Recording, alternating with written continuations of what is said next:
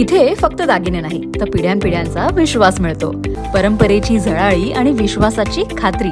Kailas अडगावकर jewellers, Datta मंदिर bus stop, Nashik road. अल्पवयीन मुलीवर लैंगिक शोषण करून तिच्यावर लग्नासाठी दबाव टाकणे तसेच कुटुंबियांना जीवे ठार मारण्याची धमकी दिल्याप्रकरणी दाखल गुन्ह्यातील संशयित आरोपी अद्याप फरार असल्याने वणी शहरात तीव्र संताप व्यक्त करण्यात येतो आहे. या पार्श्वभूमीवर संतप्त नागरिकांनी वणी पोलीस ठाणे येथे निषेध मोर्चा काढत आरोपीला तात्काळ अटक न झाल्यास तीव्र आंदोलन छेडण्याचा इशारा दिलाय. आणि मिळालेल्या माहितीनुसार संशयित दानिश रईस शेख यांनी वणी येथे एका अल्पवयीन मुलीवर कारमध्ये लैंगिक अत्याचार केल्याचा आरोप आहे. त्यानंतर त्याने पीडितेवर लग्नासाठी दबाव टाकत कुटुंबियांना ठार मारण्याची धमकी दिल्याचंही तक्रारीत नमूद आहे. या प्रकरणी म्हसरूळ पोलीस ठाणे येथे पोक्सो कायदा आणि बलात्काराचा गुन्हा दाखल करण्यात आला होता. पुढील तपासासाठी हा गुन्हा वणी पोलीस ठाण्यात हस्तांतरित करण्यात आलेला असून वणी पोलीस आणि स्थानिक गुन्हे शाखेकडून संशयितांचा शोध सुरू आहे. मोर्चेकऱ्यांनी पोलीस उपअधीक्षक किरण कुमार सूर्यवंशी आणि सहाय्यक पोलीस निरीक्षक गायत्री जाधव यांना निवेदन देत आरोपीला तात्काळ अटक करून कठोर कारवाई करण्याची मागणी केली. अन्यथा तीव्र आंदोलन छेडण्याचा इशारा देण्यात आला.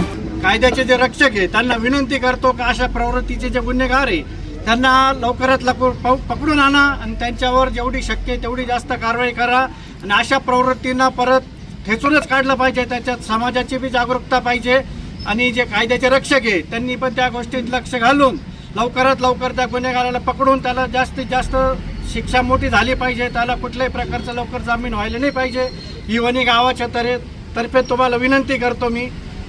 भारतीय जनता पार्टी वणी शहर ह्या गोष्टीचा एकदम निषेध करतोय. ते इथून व्हायरल नाही झालेलं, ते म्हसरूळ पोलीस स्टेशनचं आहे. वणी पोलीस स्टेशनला नंतर गुन्हा दाखल झाला. झिरोनी आधी म्हसरूळ पोलीस स्टेशनला झाला आणि तिथून ते पत्रक व्हायरल झाले का त्यांच्या कोणी ह्यांनी हे केले व्हायरल, तर त्याची पण आम्ही चौकशी करतोय. शोध घ्या आणि तिकडचा जर कोण दोषी असेल तर आम्ही तसं CP साहेबांना सुद्धा रिपोर्ट करू की त्याच्यावरती संबंधितावरती कारवाई होईल. की तुम्ही वणी पोलीस स्टेशनला का आले होते का बाबा फेक कंप्लेंट द्यायला किंवा काय, तर ते म्हटले मी म्हसरूळला दाखल केली कंप्लेंट आणि नंतर इकडे आलो होतो. तर मी तेही खात्री केली, त्यांनाही माझा नंबर दिलाय. म्हटलं तुम्हाला काही शंका असतील, काही सांगायचं असेल तर तेही सांगा.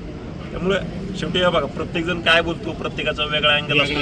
करू चार्जशीटमध्ये आणि जेवढं जास्तीत जास्त स्ट्रॉंग चार्जशीट बनवता येईल जेणेकरून तो काही इतर कोणाची पण अशी हिंमत झाली नाही पाहिजे अशा प्रकारचा आपण पुरावा गोळा करू. यावेळी पोलिसांकडून योग्य कारवाईचे आश्वासन देण्यात आले. या निषेध मोर्चात सकल हिंदू समाजाचे पदाधिकारी आणि नागरिक मोठ्या संख्येने उपस्थित होते. NCN न्यूजसाठी अनिल गांगुर्डे, वणी.